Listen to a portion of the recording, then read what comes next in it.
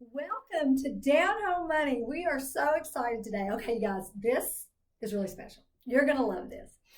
I have my good friend, Cindy Shetterly, and she is the #1 agent in Northern Kentucky and in Cincinnati area. And I want her to share with you. I know you guys are asking so many questions. There's so many people out there trying to buy real estate right now, Cindy. Oh, it's crazy. And that is a struggle. And I just wanted to help people out and talk about the housing market today with a top producer who lists homes, and maybe she'll give you some tips when you make that offer. You first-time home buyers, I know you guys are struggling. And maybe Cindy can give you some great tips on how to buy that first home and how to make your offer where you're a top listing agent, and how you would accept that offer. You got it. Yeah. Share with them a little bit about you, Cindy, and how long you've been in real estate. Just give them a little information. Well, I've been in real estate for 15 years, and just recently in 2015 came over to Keller and decided that this was my opportunity to really grow as a team and a CEO. So that was my big aha moment. It was that I was myself, like spinning. I felt like I was trapped in a wheel. So once I got where I realized that I was a business owner and not just an employee, I realized that I wanted to take something off my plate and kind of delegate. And so what happened was started developing the team, doing the Millionaire Real Estate book. And then once we got that done, then just kind of put that in place. And this past year we sold 400 units. And stop. Okay, you can't just buzz through that. Did y'all hear that? She sold 400 units. Now, that average single agent sells about 20 to 25 properties. Average, agents full-time that's doing this business sells about 20 to 25. She sold 400. Okay. Well, and that was with help of my team. Thank you. And that's 8 buyers agents. So we are really, I've just got great people. Team. And I know. You really have a amazing, fabulous team. Yeah, thank you. So we feel, blessed. And I know that I'm super lucky with that. And I listed 187 homes. And 187 homes. And we do keep it about that 50-50 range. So we percentage. We do.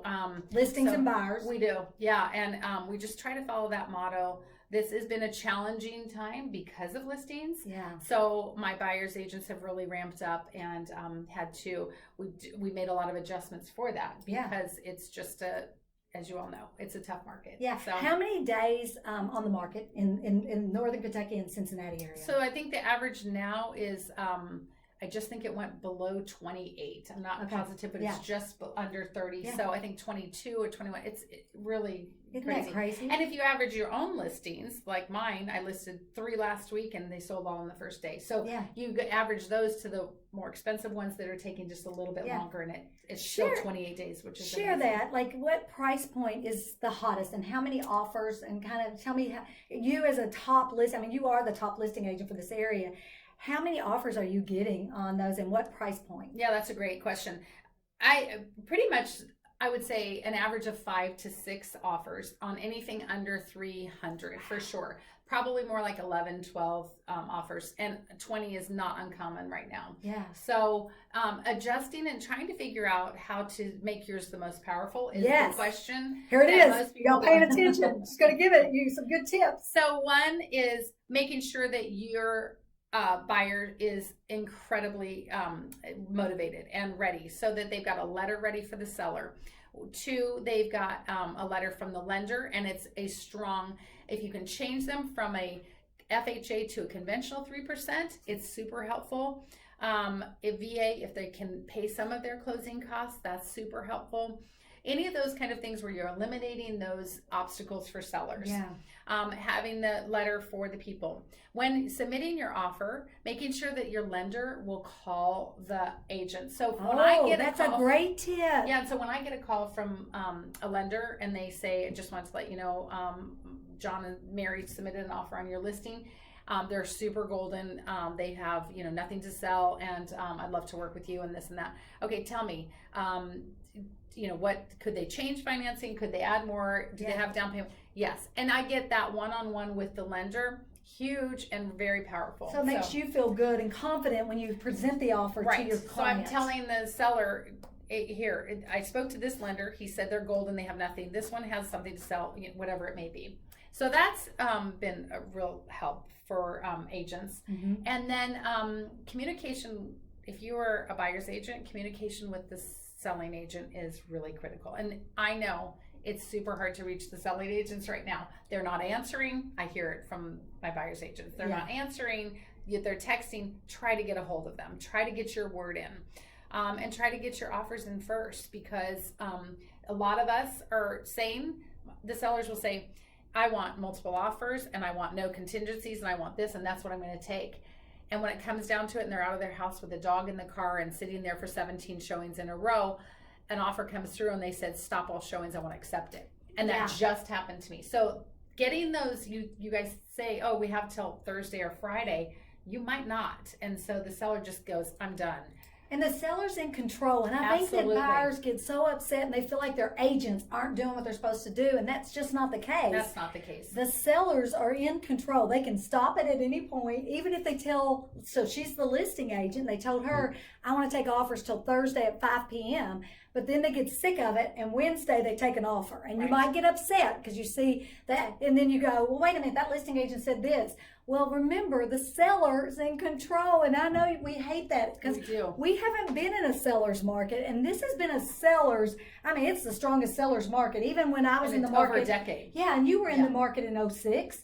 And 7, 8, 9, and 7, 8, 9, it was a buyer's market, right? Absolutely, yeah. And so we were in control and we were helping the buyers. But today, you guys, it's not like that. And that's why I wanted to bring Cindy on to give you some tips to make it easier for when you're buying. So what are some other things, Cindy, that on those contracts as far as contingencies, if they cannot do the contingencies, that might make you go, Mr. Seller and Miss Seller, this is a good offer? Yeah.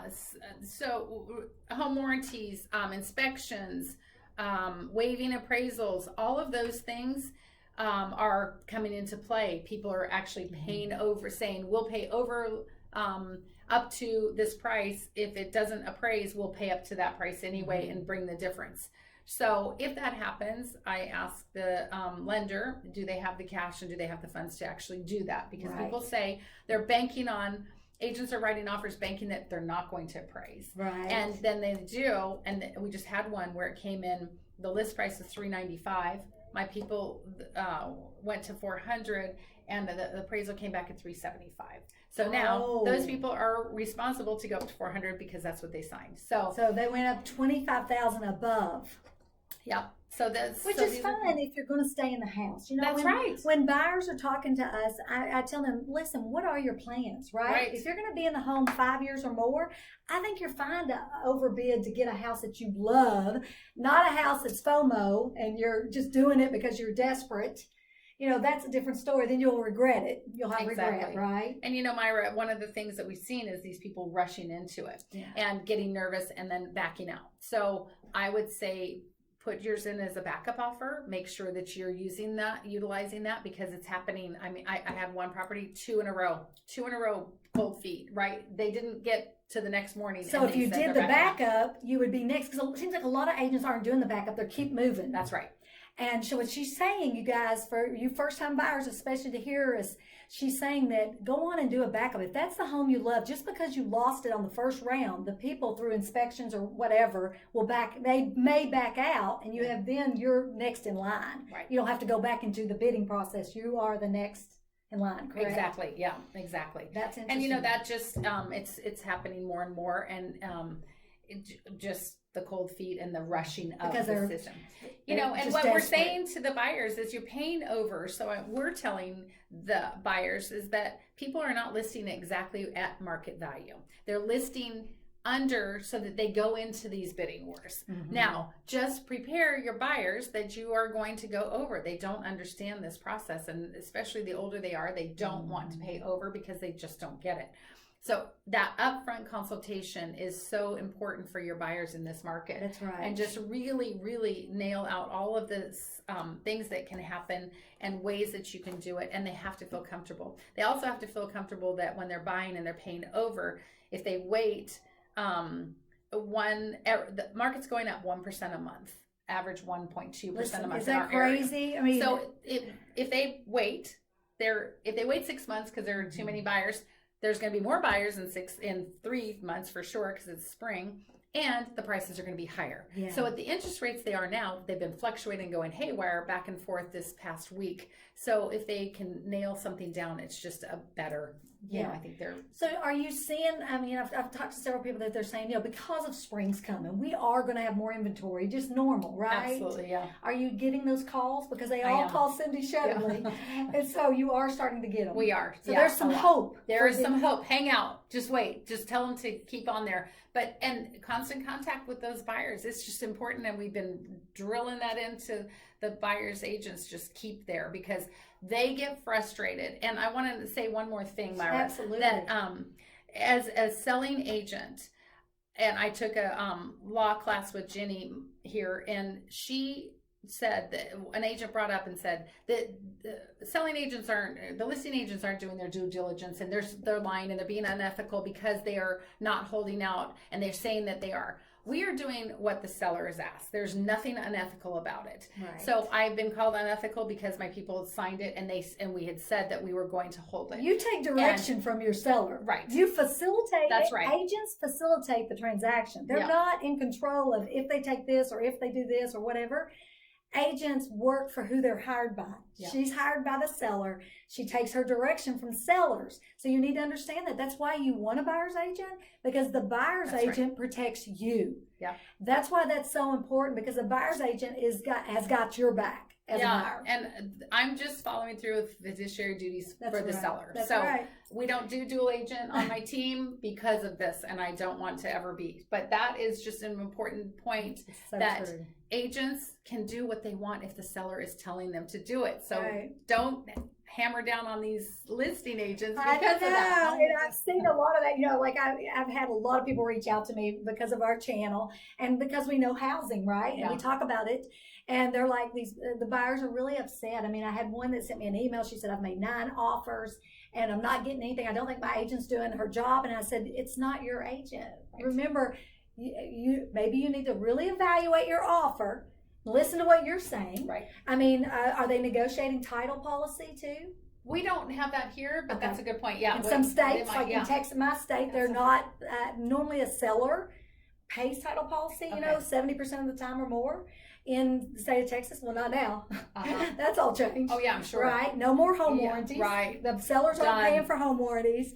And they're not really taken when they have to sell their house. Right. Because if they've got when you've got multiple offers, you don't need a buyer that has to sell their house, a contingency on sale or contingency of financing. Right. Yeah. And so that's some of the things that you can look at. And then, we have, in the state of Texas, we have an inspection period. Y'all do too here, right? Yeah. Mm-hmm. And ours, we tell how many days, 10 days or whatever, the buyer has a choice. That needs to be lowered. Yeah, we drop to 3 days. Right, exactly. We're dropping it, trying to see if our appraisers or our inspectors can get in that time frame. We were doing 10, we're down to 7. Yeah. Because we're pushing it because they're so busy. But are the sellers negotiating repairs? A little bit. Occupancy is a huge thing. Okay. So occupancy. Okay, that's another thing. So like a lease back. So they can stay in the house after the closing. So you would close on the deal, but you wouldn't be, as a buyer, moving in, able to move in. Instead, you're going to give the seller time to get out. Yeah, and so we use that a lot. If it's not a vacant home, that buyers will say, sellers will say, we don't have a place to go. I've gotten up to 60 days on a place. It was $10,000 lower price, but it was cash, and they gave them 60 days to get out, and they had not found a house yet. So to them, the wife was like, I don't want the stress. I just want this. And the husband was like, oh, it's $10,000 more. It was worth it to them to stay in that house, to have it done. We closed in 5 days. Oh, wow. And they stayed there. So and they got their money. So they when got they their go money, to they move, were safe. Mm-hmm. Yeah, when they go to move, they feel better about the sale of their home. Right. Because I think that's why a lot of sellers are holding off, because they're worried about their next. Yeah. So, it kind of, the supply and demand has really affected us, and our inventory is so low. Yeah. That sellers are, now's the time to sell though. You and I both know. The prices are perfect for a Yeah. seller. Yeah. Right now they're making bang on their money, right? Yeah, it's huge. And so it's just so important. So you guys hang in there, and we're going to keep bringing you more videos on real estate and the housing market and what's going on. Cindy, tell them how they can contact the Chevrolet team. Yeah, if you need any help or advice or need anything, you can reach me at 859-743-0212 and just call if you have any questions. What's your website? KentuckyandOhioHomes.com. KentuckyandOhioHomes.com. That's easy enough, you Yes. guys. All right. Thank you so much, you guys. You know, we talk about housing. We talk about real estate. We talk about money. We talk about it all here at Down Home Money for you. And remember, it's not how much money you make. It's how much money you keep and what you do with it. And are you buying assets to throw you off an income? Be sure and hit the subscribe button. Give us a thumbs up. And we'll see you next Tuesday. Thank you.